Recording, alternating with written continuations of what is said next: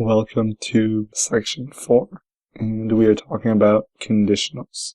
In the last section, we looked at lists and how to control and manipulate lists. In this section, we are going to talk about various things, including control flow, so how your program knows how to make different decisions. We're going to look at different comparison operators, the else and else if keywords, so we can extend our control flow, how to combine logical statements with and, or, and not, and then I'm going to finish off this section by giving lots and lots of examples. So in this video, I'm going to introduce the concept of control flow. So what is control flow? As I said, control flow is the ability for your program to make a decision, and this is done primarily using the if statement block.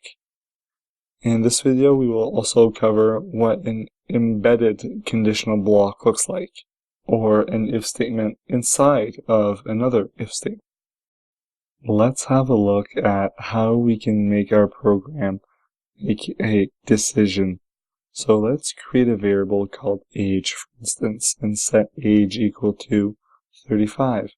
If I want to check if age is equal to 35, I can use an if statement, such as if age double equals 35, then put a colon, and then make sure there's an indentation right here.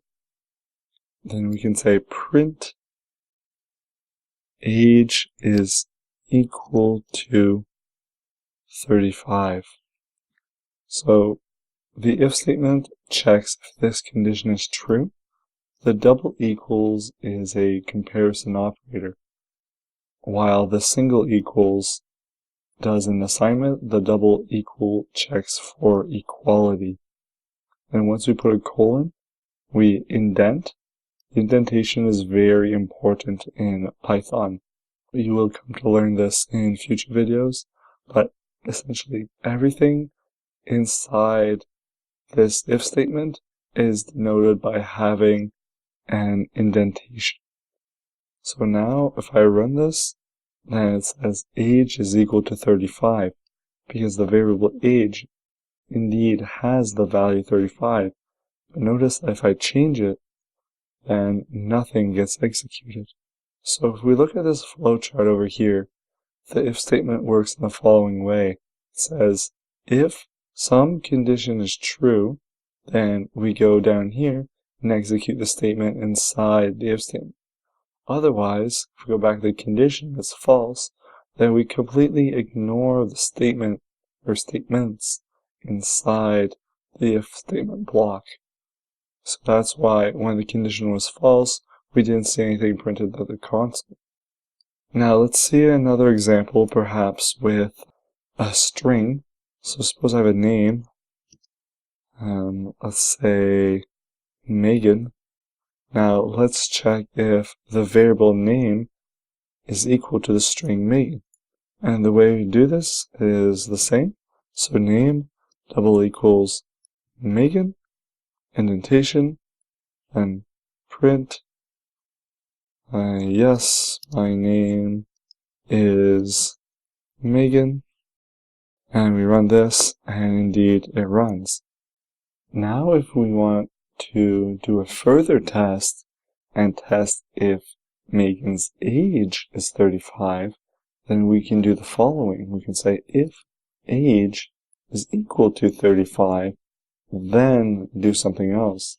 And notice I have another indentation here to denote that I am within the age if statement. So if age is equal to 35 and the name is Megan, we can make the claim that my name is Megan and I am 35 years old. Now let's change the age to be 35 and run this.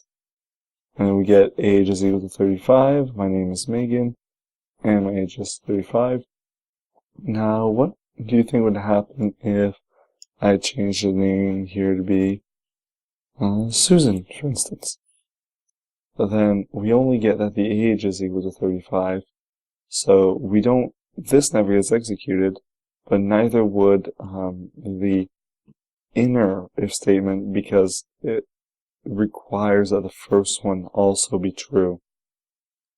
In this video, we looked at Python control flow and the if statement.